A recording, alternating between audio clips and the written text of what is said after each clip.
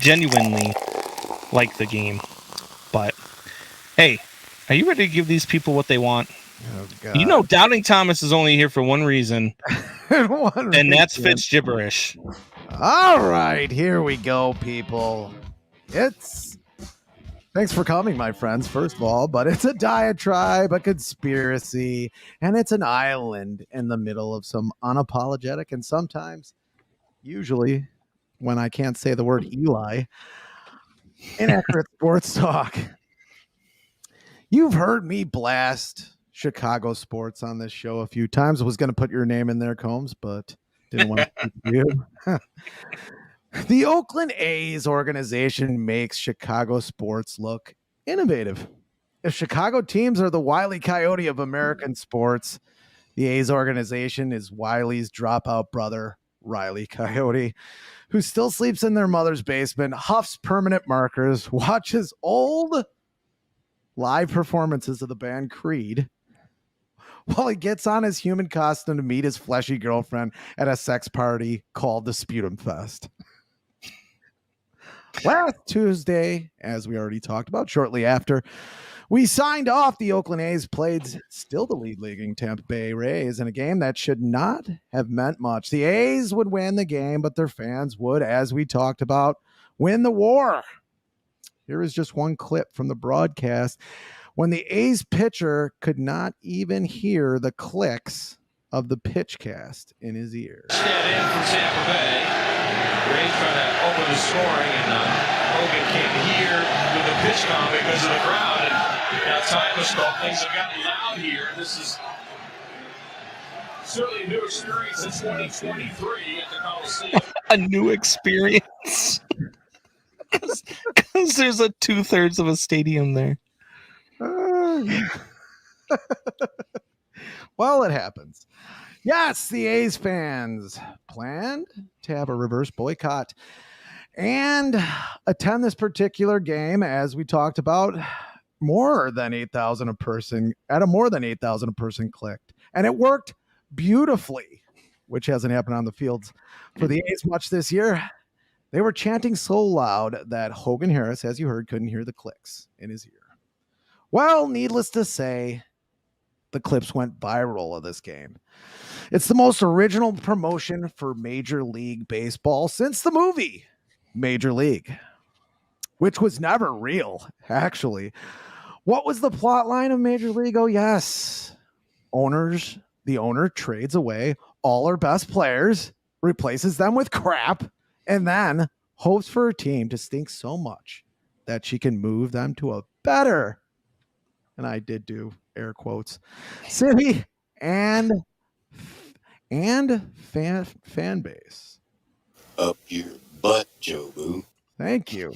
Clip from Major League Baseball making fun of a fictional religious character. The only thing that owner didn't have was the backing of the commissioner of baseball in the movie Major League. John Fisher, the A's owner, who looks like Jeff Bezos fucked Sloth from Goonies, does have Rob Manfred in his corner. It's a match made in hell. Rob, always happy to join in as the Shooter McGavin of sports commissioners, had this to say about the Oakland fans. Almost an average Major League Baseball crowd in the facility for one night. That's your commissioner of baseball, Shooter McGavin. The worst. Former A's starter and White Sox prospect Brandon McCarthy took to Twitter to say, fucking pathetic. How is this not disqualifying?